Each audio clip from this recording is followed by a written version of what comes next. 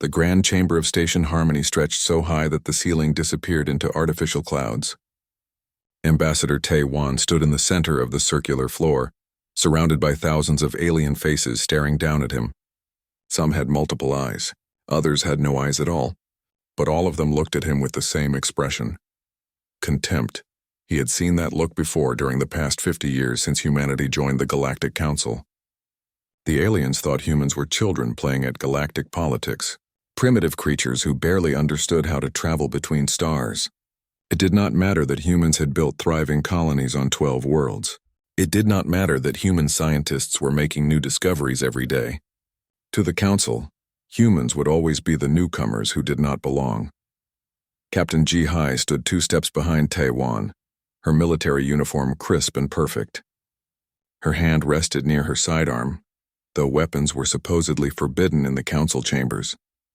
She had learned long ago that rules only applied to those without power. Her dark eyes scanned the assembled aliens, calculating threats and counting exits. Old habits from her years commanding human warships never died. High Chancellor Thryn rose from his elevated throne. The ancient creature resembled a walking tree with silver bark and branches that moved like arms. He had led the council for 300 years, and his voice carried the weight of assumed wisdom. "The council has reached its decision regarding the human question," he announced. His words echoed through translator devices that every species wore. Taiwan felt his jaw tighten, but his face remained calm. The human question, as if humanity were a problem that needed solving rather than a civilization that deserved respect. "Humanity has expanded too quickly," Thryn continued. "Your military grows too fast. Your technology advances at an alarming rate. The Council has determined that you pose a potential threat to galactic peace and stability." Murmurs of agreement rippled through the chamber. Tae-wan noticed that not all species seemed happy about this. A few of the smaller delegations looked uncomfortable. But the powerful species, the ones who had dominated the galaxy for millennia, nodded with satisfaction. Councillor Vexitar stepped forward, his scaled body gleaming under the chamber lights. The Vextar species controlled the largest empire in the galaxy, spanning over 5,000 star systems. They had grown rich and arrogant on the backs of weaker species, who paid them tribute for protection. Vextar himself embodied everything Tae-wan hated about the council. The alien's mouth twisted into what might have been a smile. "Humanity will surrender 80% of its military vessels to council control," Vextar declared. "You will cease all expansion beyond your current 12 systems. You will submit to protective oversight by council peacekeepers, who will monitor your activities. These terms are non-negotiable." The chamber erupted in cheers from most of the assembled species. They celebrated as if they had won some great victory. Tae-wan stood perfectly still, his hands clasped behind his back. He had expected something like this. The council feared anything it could not control, and humanity had proven frustratingly independent. "You cannot be serious," Dr. Huan said from beside Tae-wan. The scientist had been quiet until now, but the absurdity of the demands broke his composure. "We have done nothing to threaten anyone. We have followed every council law. We have paid every required fee, and now you want us to destroy our ability to defend ourselves?" Vextar's laugh sounded like rocks grinding together. "Defend yourselves from whom?" "The council maintains peace. You need no weapons if you obey council law, unless of course you plan to break those laws." "A defenseless species is a slave species," Captain Ji-hai said coldly. "We have studied galactic history, Counselor. We know what happens to civilizations that surrender their ability to protect themselves." More laughter erupted from the assembled aliens. They found human defiance amusing, like children arguing with their parents. High Chancellor Thryn raised one branch-like arm for silence. "You have 48 hours to consult with your government and return with your acceptance," Thryn said. "The Council has made its judgment. This discussion is concluded." Tae-wan bowed slightly, a gesture of minimum respect. "We will return with Earth's response in 2 days," he said quietly. Then he turned and walked toward the exit, his small delegation following behind him. As they left the chamber, Tae-wan heard Vextar's voice carry across the space. 2 days for the children to realize they have no choice. How generous we are. The corridor outside was empty. As soon as the chamber doors closed behind them, Captain Ji-hai pulled out a small device and activated it. A soft hum indicated it was jamming any listening devices nearby. It is worse than we thought, she said, her voice tight with controlled anger. I accessed their secure communications during the session. They have already assembled a fleet. 3,000 warships are waiting at Rally Point Sigma. If we refuse their terms, they plan to invade our systems and take what they want by force. Dr. Juan's face went pale. 3,000 ships? We only have 800 in our entire navy. They know that, Jihai replied. This whole session was theater. They never intended to give us a real choice. Accept slavery or face destruction. Those are our options. Taewon walked in silence for a moment, his mind working through possibilities. 50 years. 50 years of humanity trying to fit into galactic society, trying to prove they deserve to be treated as equals, paying tribute, following rules that other species ignored, biting their tongues when aliens insulted them, smiling politely while being treated like primitive children. And now this, the ultimate insult. The Council wanted to strip away everything humanity had built. They wanted humans to be helpless and dependent, easy to control and exploit. Contact Earth, Taewon said finally. Tell them everything. Tell them about the demands in the fleet. Tell them the Council has already decided to attack us whether we accept or refuse. We need instructions from home. What do you think Earth will say? Dr. Juan asked. Taewon stopped walking and turned to face his companions. In his eyes they saw something that had been hidden for 50 years. Not fear, not submission. Something the Council had failed to see because they were too arrogant to look. I think, Taewon said slowly, that the Council is about to learn why humans study history so carefully. We remember what happened to civilizations that trusted others for their protection. We remember what happened to those who surrendered their ability to defend themselves. And we remember that peace without freedom is just another word for slavery. Captain Jihai smiled grimly. The Council thinks we are children. They are about to discover their mistake. 48 hours, Taewon said. Let us make them count. As they walked toward their ship, none of them looked back at the Council chambers. They had spent 50 years looking at the past, trying to fit into the galaxy's existing order. Now it was time to look toward the future, a future that the Galactic Council was not going to like at all. Behind them in the Council chambers, the aliens celebrated their easy victory over the primitive humans. They laughed and made jokes about human weakness. They planned how to divide up human resources among themselves. They congratulated each other on solving the human problem so efficiently. None of them noticed that the humans had stopped trying to please them. And that was their first mistake. 2 days passed like a held breath. The news of the Council's ultimatum spread across the galaxy faster than light-speed communications. Every species watched to see what humanity would do. Most expected the humans to accept. Some hoped they would fight, if only for the entertainment value. A few worried about what might come next.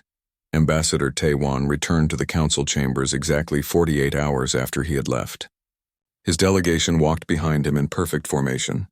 Captain Jihai, Dr. Juan, and 20 other human representatives moved like soldiers on a parade ground. Their faces showed nothing. No fear, no anger, just calm determination. The galleries were packed. Every major news service in the galaxy had cameras focused on the chamber floor. This was the moment when the upstart humans would be put in their place. The audience buzzed with anticipation. High Chancellor Thrin looked down at Taewon from his throne. Ambassador, have you brought Earth's acceptance of the Council's terms? Taewon stepped forward into the center of the chamber. He carried no datapad, no prepared speech. He simply stood there for a moment, looking up at the thousands of aliens who waited to see him bow. I have brought Earth's response, he said. His voice was calm and clear. But first I wish to speak about why humanity came to the stars. Counselor Vextar laughed.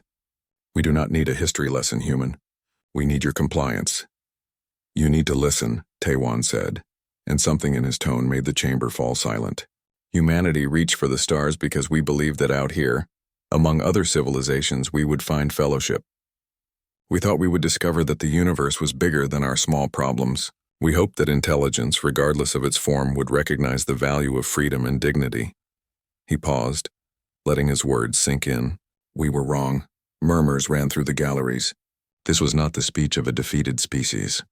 For 50 years we have tried to fit into your Galactic Council, Taewon continued.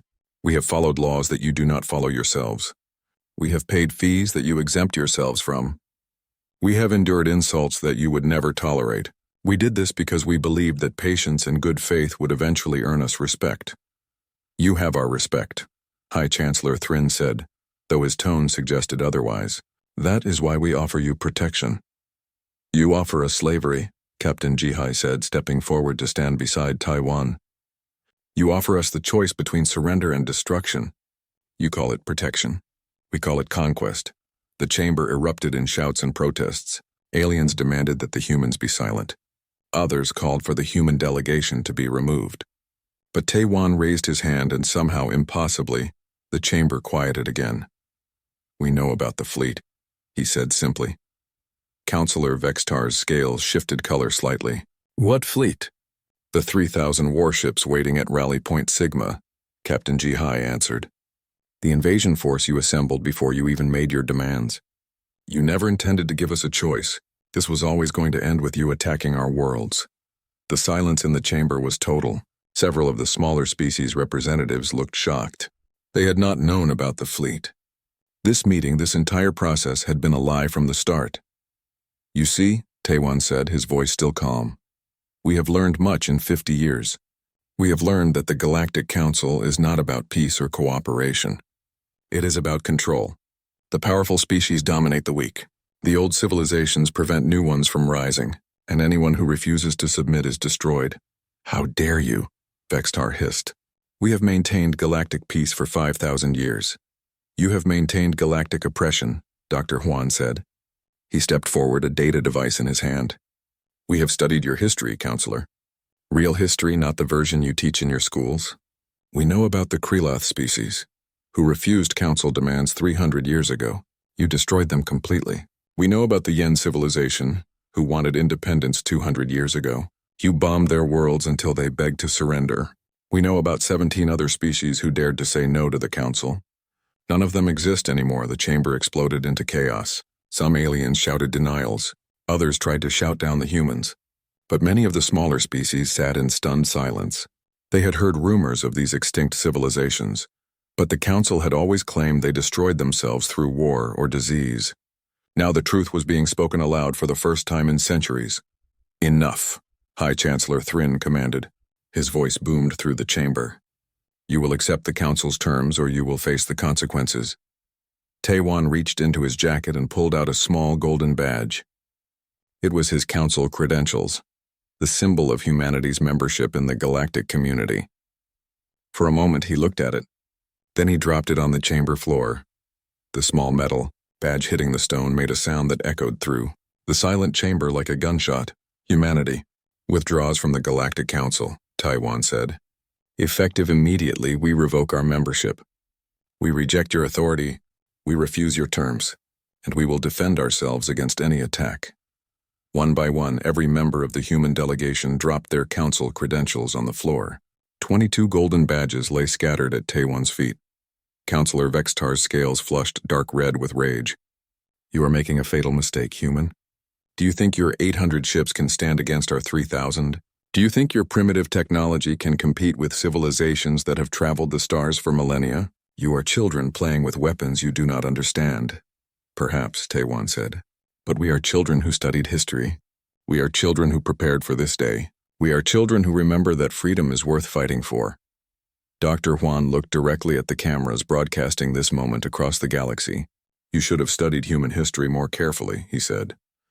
You should have asked why a species that only reached the stars 70 years ago was so eager to join your council. You should have wondered what we were doing in our star systems while we smiled and paid your fees. You should have asked, Captain Jihai said, her voice cold as space itself, why we were so patient with your insults, why we never fought back when you mocked us, why we accepted every humiliation without complaint. Taiwan turned toward the exit. We came to this galaxy in peace, he said. We tried to join your civilization. We wanted to be your friends and partners. But you taught us an important lesson. Peace only exists between equals, and you will never see us as equals while we beg for your approval. He started walking toward the door, his delegation falling into step behind him. The sound of their boots on the stone floor was the only noise in the enormous chamber. Stop, High Chancellor Thrin commanded. You cannot simply leave. The council does not permit it. Taiwan paused at the doorway. He looked back at the assembled aliens one last time. The council permitted us nothing. We are taking our freedom, and if you want to stop us, you know where to find us. You will regret this, Vextar shouted. You will come crawling back, begging us to accept your surrender. And when you do, the terms will be far worse than what we offered today. No, Taewon said simply. We will not. Captain Jihai was the last human to reach the door. She turned and looked at Counselor Vextar directly. We came in peace, she said. We leave in preparation. And if you send your fleet to our systems, you will discover what humans are truly capable of when someone threatens our freedom. Then she was gone, and the humans were leaving Station Harmony. The council chambers erupted into shouting and arguments. Some species demanded immediate military action. Others questioned whether this was wise. A few smaller civilizations sat quietly, wondering if perhaps the humans had the right idea. High Chancellor Thrin called for order. When the chamber finally quieted, he spoke the words that would doom the council. Send the fleet. If humanity wants war, we will give them war. They will learn what happens to species who defy the council. Counselor Vextar smiled, showing rows of sharp teeth. How long do you think they will last? A week? A month? Does it matter? Another counselor asked. They are primitives with delusions of grandeur. The fleet will crush them easily. But in the back of the chamber, a representative from one of the smaller species sat very still. Her name was Mira, and she had studied human culture extensively. She remembered something she had read about human history. When pushed too far, humans did not surrender. They fought. And they fought with a ferocity that shocked anyone who mistook their patience for weakness. She looked at the golden badges scattered on the floor and felt a chill run through her body. The council thought they had won. They thought the humans were running away in fear. Mira suspected the truth was far more terrifying. The humans were not running away. They were going home to prepare, and the galaxy was about to learn a lesson that many civilizations throughout human history had learned too late. Never mistake patience for weakness. 6 months passed and the galaxy held its breath. The Council's fleet of 3,000 warships entered human space like a storm of metal and fire. Admiral Vorath commanded the armada from his flagship, a massive dreadnought that could destroy a planet from orbit. He had fought in 20 campaigns over his long career.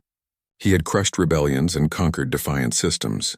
This, he believed, would be his easiest victory. The first human system they reached was called New Sol. It orbited a yellow star similar to Earth's sun.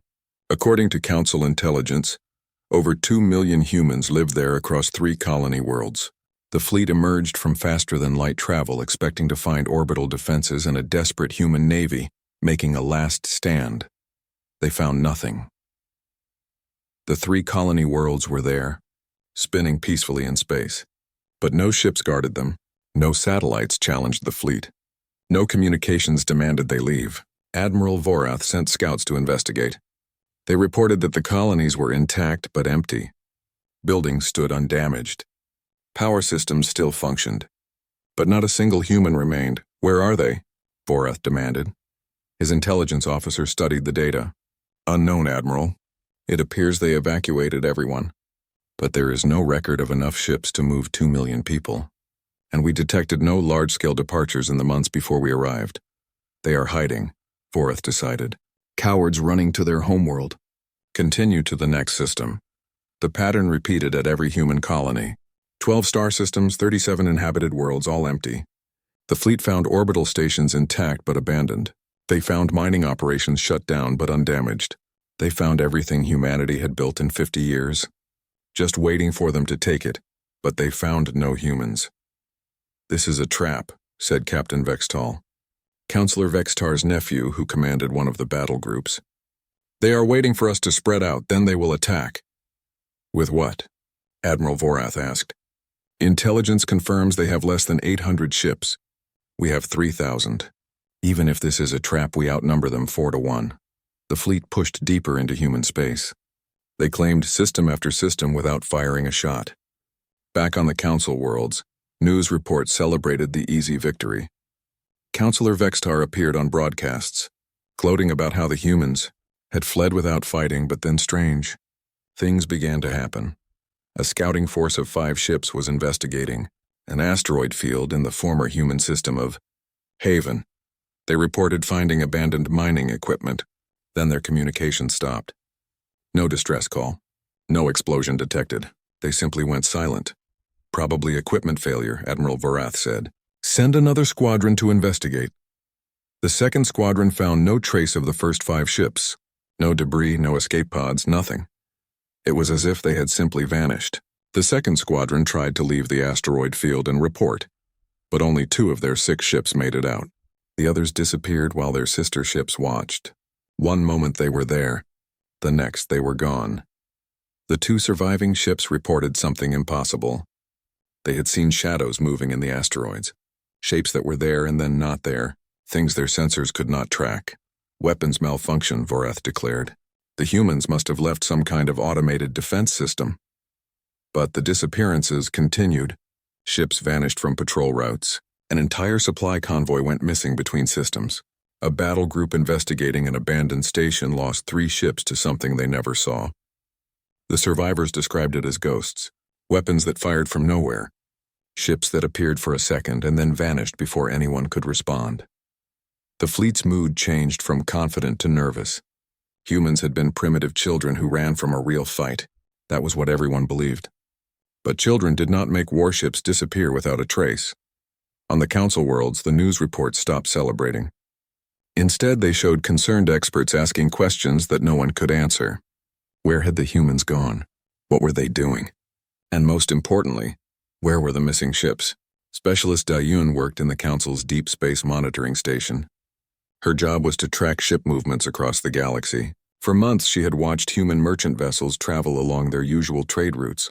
Humans had become important traders in the galaxy, moving goods between systems and making profit wherever they could. Then, 3 days after the fleet entered human space, every human merchant ship in the galaxy simply stopped. Over 5,000 civilian vessels all altered course at the same time. They ignored hails from traffic control. They did not respond to payment requests. They just changed direction and vanished into deep space. Within a week, human trade stopped completely, and the galaxy discovered how much it had come to depend on human merchants. Medical supplies did not arrive at outer colonies. Manufacturing worlds found themselves short of raw materials. Food shipments failed to reach stations that needed them. The humans had represented only 15% of galactic trade, but they had filled critical gaps that others ignored because the profit was too small. Now those gaps became chasms and the galactic economy shuddered. Where did they all go? Daden's supervisor demanded.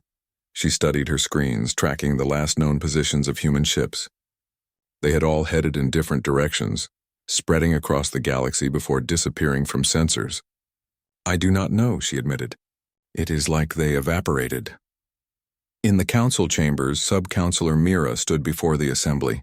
She had been warning about the humans for months and no one had listened. Now she demanded attention. The humans did not run, she said. They prepared. For 6 months we heard nothing from their space. No communications, no trade, no military broadcast. We thought they were afraid. But what if they were working? Building, planning. Planning what? Counselor Vextor sneered. They are primitives. Their technology is centuries behind ours. What could they possibly build in 6 months? I do not know, Mira admitted. But I studied human history. When humans prepare for war, they do it with terrifying efficiency. Their world wars consumed their entire civilization. Every factory, every scientist, every resource focused on the single goal of victory. What if they did that again, but with the resources of 12 star systems? Impossible, High Chancellor Thrin said. No species can advance that quickly. But the ship disappearances told a different story. Admiral Vorath sent increasingly worried reports. His fleet had lost over 200 ships and he had not seen the enemy even once. His crews were terrified. They jumped at shadows.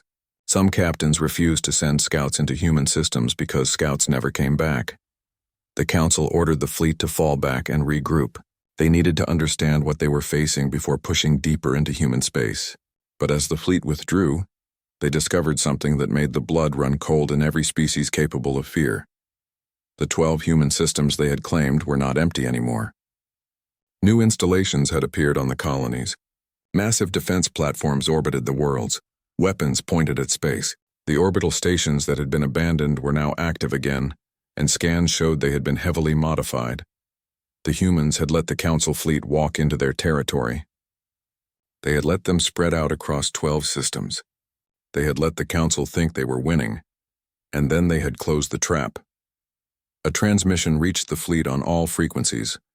It was simple and short, just a message in every galactic language. The voice belonged to Admiral Kyung-soo, though no one in the Council knew his name yet. "You wanted war," the voice said. "You have it now. This is your only warning. Leave human space immediately, or learn what happens when you threaten our freedom." Admiral Vorath, proud warrior of 24 campaigns, made a decision that would define the rest of his life. He ordered the fleet to attack the nearest human colony and destroy it. He would show these primitive humans what real power looked like.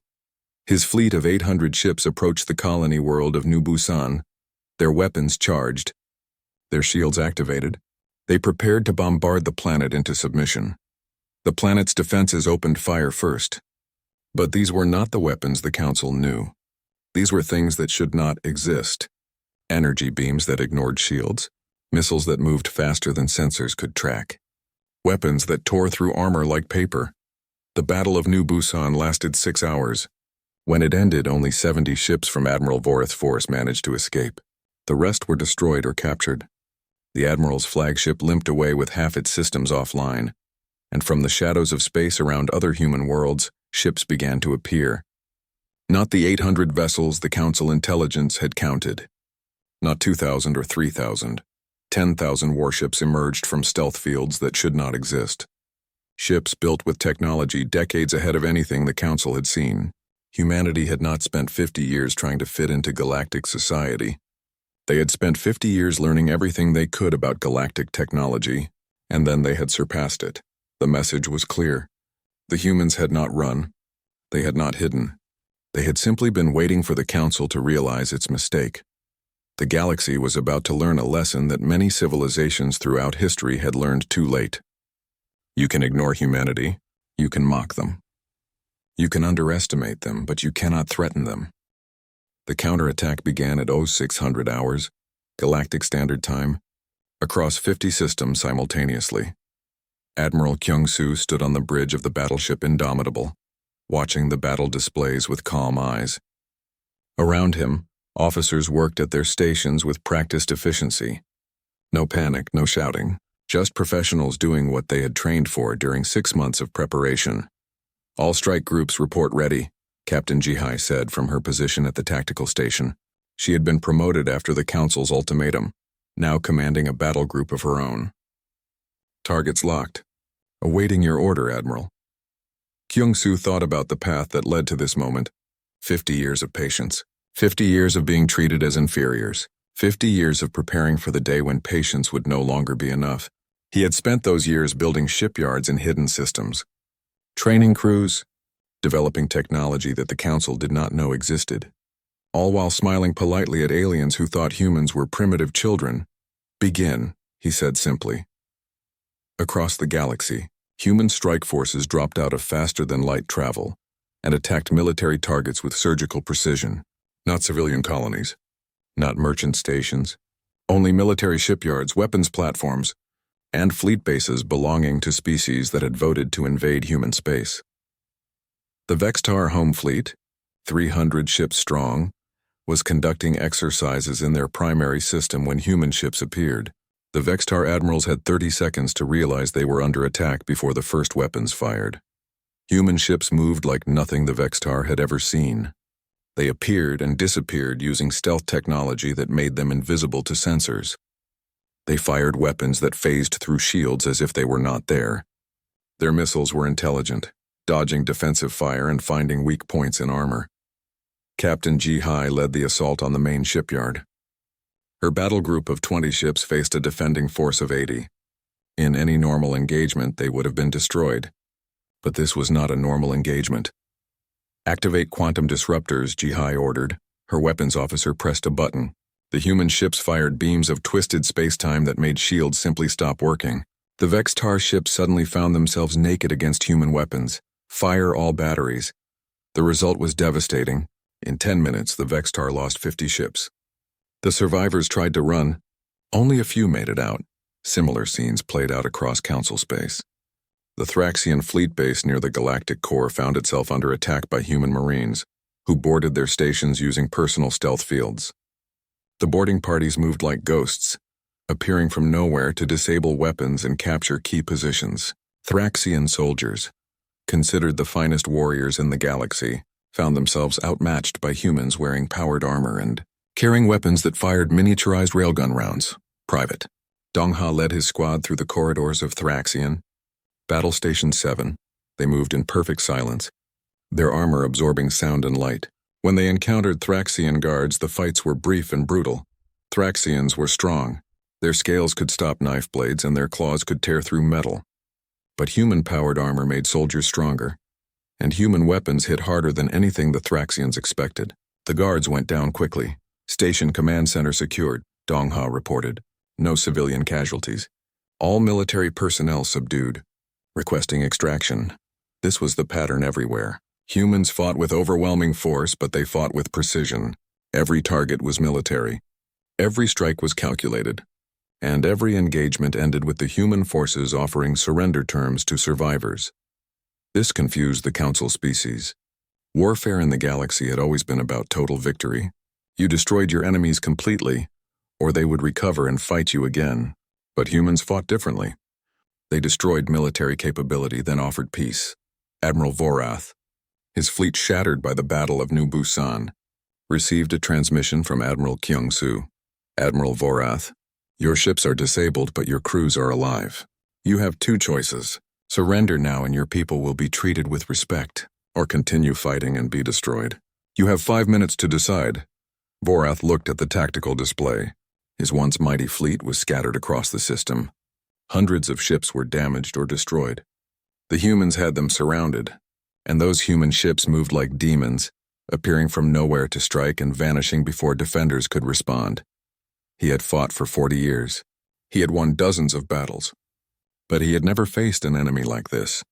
The humans were not just better equipped. They were better trained, better coordinated, and they fought with a cold efficiency that spoke of long preparation. All ships cease fire, Vorath ordered. We surrender. Similar surrenders happened across the galaxy. The Council fleet that had entered human space with 3,000 ships was reduced to 200 survivors in 3 weeks. The military shipyards of 12 Council species were destroyed or captured. The entire galactic order that had existed for 5,000 years collapsed in less than a month. On the Council worlds, panic set in.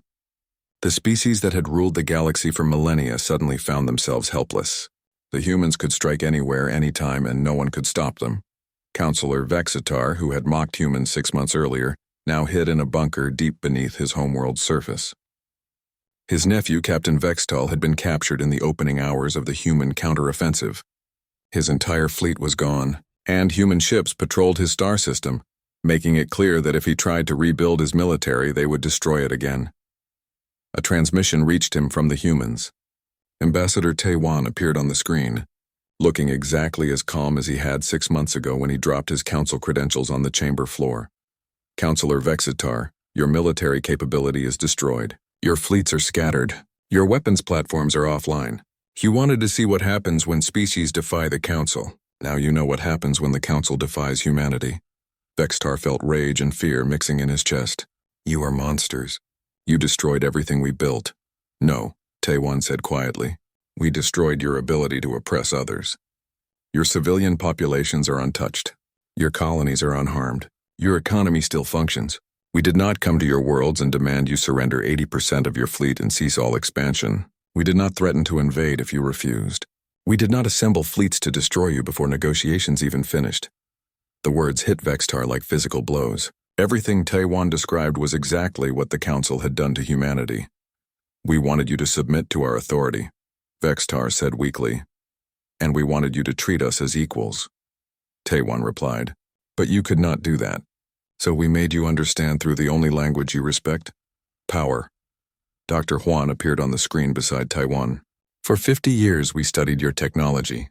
We learned everything you knew. Then we improved it. You thought we were primitive because we were new to space travel. You forgot that humans have been fighting wars for thousands of years. We know strategy. We know tactics. We know how to turn our entire civilization toward a single goal when necessary. What do you want? Vexitar asked. Tribute? Territory? Revenge? We want what we always wanted, Taiwan said. Respect. Recognition as equals. The right to govern ourselves without interference. And we want to ensure that no species ever has to face the choice you gave us. Submit or be destroyed, Captain Jihai appeared on the screen.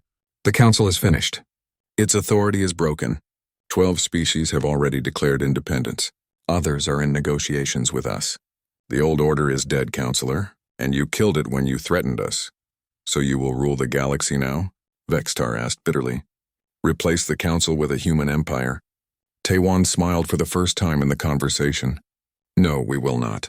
We fought for freedom, not conquest. In 1 month, humanity is calling for peace talks. Not terms of surrender, not demands for submission. Real negotiations between equals. Every species in the galaxy is invited. Those who wish to join a new galactic order based on mutual respect are welcome. Those who prefer isolation can choose that instead. But the days of council tyranny are over. The transmission ended. Vextar sat in his bunker, understanding finally what the humans had tried to tell him 6 months ago. They did not want to rule. They did not want to dominate. They wanted to be left alone to live as they chose. But when forced to fight, they fought with such overwhelming force that resistance became impossible. And when they won, they offered peace instead of revenge. It was, Vextar realized, the most alien thing about humans. Any other species would have conquered the galaxy after such a victory. But humans just wanted to go home and be free. Above his bunker, human ships patrolled, not as conquerors, as guards, making sure that no one else would threaten peace. It was humiliating. It was frustrating. And it was, Vextar admitted to himself, what the Council had deserved all along. The galaxy would never be the same. Humanity had made sure of that. 3 months after the war ended, a new diplomatic station opened in neutral space. It was not as grand as Station Harmony had been. No artificial clouds in the ceiling. No throne for a supreme leader. Just a circular chamber with seats arranged so that every delegate could see every other delegate as equals. Ambassador Taiwan arrived early, as was his habit. He walked through the empty chamber, remembering the last time he had stood in a galactic assembly. Then he had been surrounded by species who looked down on humanity. Now those same species were begging for humanity's protection. The irony was not lost on him. Captain Jihai, now Admiral Jihai, joined him. She had commanded the final battles of the war and accepted the surrender of 3 council fleets. Her name was known across the galaxy now, spoken with respect by some and fear by others. Nervous? She asked. Always, Taiwan admitted. Winning a war is easier than building a lasting peace. We could have just taken over, Jihai said. After we defeated the council, we had the power to rule the galaxy. Some of my officers wanted that. I know, Taiwan said, but that would make us no different from the council. We would become the tyrants we fought against. Dr. Huan arrived carrying datapads filled with technology-sharing agreements. In the months since the war, he had been working with scientists from dozens of species. Humanity was sharing defensive technology with anyone who wanted it. Not weapons technology, not stealth systems, but shields, medical devices, agricultural improvements, things that would help civilizations prosper without threatening others. The Mira delegation just arrived, Huan said. She wants to speak with you before the assembly begins. Sub-Counselor Mira, the alien who had warned the council about underestimating humans, entered the chamber. She was small by galactic standards, her species having evolved on a high-gravity world. She bowed to Taiwan in the human style. Ambassador, I wanted to thank you, she said. For what? Taiwan asked, genuinely surprised. For not destroying us all, Mira said simply. My species was part of the council. We voted to invade your space. We sent ships to join the fleet. And yet when you won, you did not punish us. You offered peace. Your ships turned back before entering our territory, Taiwan said. Your government contacted us with apologies. Why would we punish you for that? Because most species would, Mira replied. The old council would have. They would have made an example of anyone who defied them, even if they apologized later. But humans are different. You fight when necessary, but you prefer peace. This is why 50 species have asked to join your new galactic assembly. Taiwan shook his head. It is not our assembly. It belongs to everyone who joins. That is the whole point. The delegates began arriving. Representatives from species large and small, powerful and weak. Some had fought against humanity. Others had stayed neutral. A few had tried to help humanity during the invasion, sending secret warnings and intelligence. Conspicuously absent were the leaders of the old council. High Chancellor Thrin had disappeared, last seen fleeing his homeworld in a civilian transport. Councillor Vextar was present, but as a regular delegate, not a councillor. His species had demanded he face justice, and he was awaiting trial for ordering attacks on civilian populations during his long reign. When everyone was seated, Taiwan stood. He wore a simple suit, not the formal robes of a council ambassador. He carried no symbols of authority. He was just a man speaking to other sentient beings. "Thank you all for coming," he said. 3 months ago, war nearly destroyed galactic civilization. The old council attacked humanity because we refused to surrender our freedom. We fought back because we had no choice. And when we won, we faced a decision. What kind of galaxy did we want to create? He paused, looking around the chamber. Some of my people wanted revenge. They wanted to make the council species suffer as we had suffered, to take their worlds and their resources as payment for what they tried to do to us. And I will not lie to you, that was tempting. Nervous murmurs ran through the delegates. They had wondered what humanity truly wanted. But revenge would not bring lasting peace, Taiwan continued. It would only create more anger, more resentment, more future wars. So instead we offer this, a new beginning. A galactic assembly where every species has an equal voice, regardless of how many ships they command or how old their civilization is. A place where disputes are resolved through dialogue, not demands. Where weak species are protected, not exploited. Where being different is celebrated, not punished. Admiral Jihai stood. Some of you fear human military power. You worry that we will use our strength to dominate others. I understand this fear. So let me be clear. Humanity maintains our military to defend ourselves and our allies. We will not conquer. We will not demand tribute. We will not force others to obey us. But we will respond if attacked. And we will protect those who cannot protect themselves. A delegate from the Vextar species stood nervously. His name was Korval, and he had been elected by his people to represent them after their old government collapsed. Ambassador Taiwan, my species committed terrible crimes against yours. We insulted you for 50 years. We tried to destroy you. Why do you offer us peace? Why not make us pay for what we did? Taiwan was quiet for a moment. Because your government made those choices, not your people. Because young Vexitar being born today had nothing to do with the war. Because destroying your civilization would not undo the past. And because we believe that every species deserves the chance to change. He smiled sadly. Also because we know what it is like to be judged by the worst examples of your species. Humans have a long history of wars, genocides, and terrible mistakes. If aliens judged all of humanity by our worst moments, they would be right to fear us. But we are more than our worst moments. We are also our best moments. Our compassion, our creativity, our ability to learn and grow. We believe other species deserve the same consideration. Dr. Huan stood and activated a holographic display. Humanity is offering technology sharing to all assembly members. We are not sharing weapons, but we are sharing medical advances that can extend lifespans, agricultural techniques that can end hunger, energy systems that are cleaner and more efficient. We are sharing knowledge because we believe that raising everyone up creates a better galaxy than keeping others down. Over the next hours, delegates spoke. Some expressed gratitude. Others asked questions about how the new assembly would work. A few admitted their species had been oppressed by the old council and were grateful for the chance at true independence. When Councillor Vexitar stood, the chamber fell silent. He looked old and tired.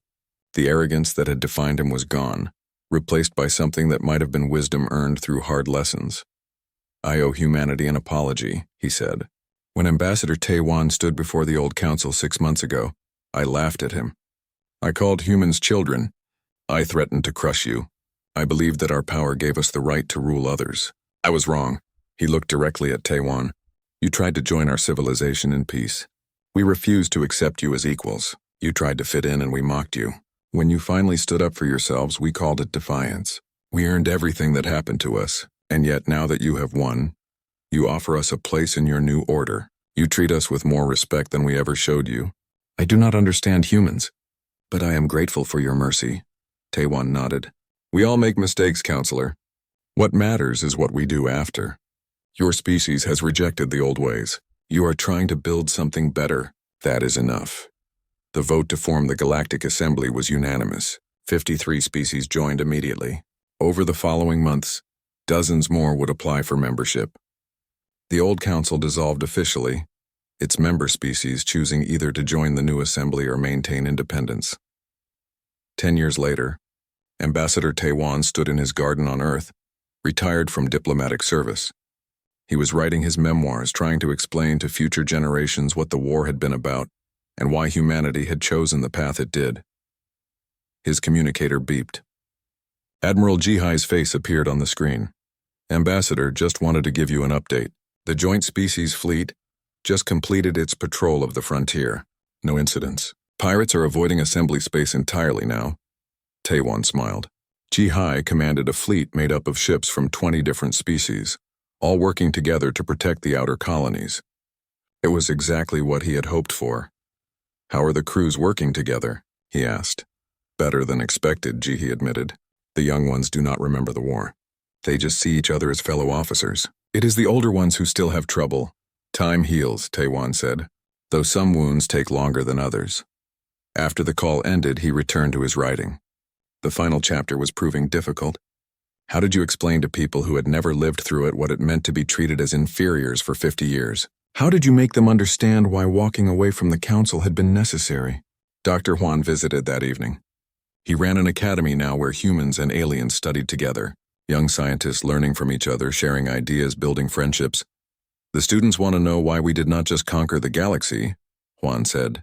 They cannot understand why we stopped after winning.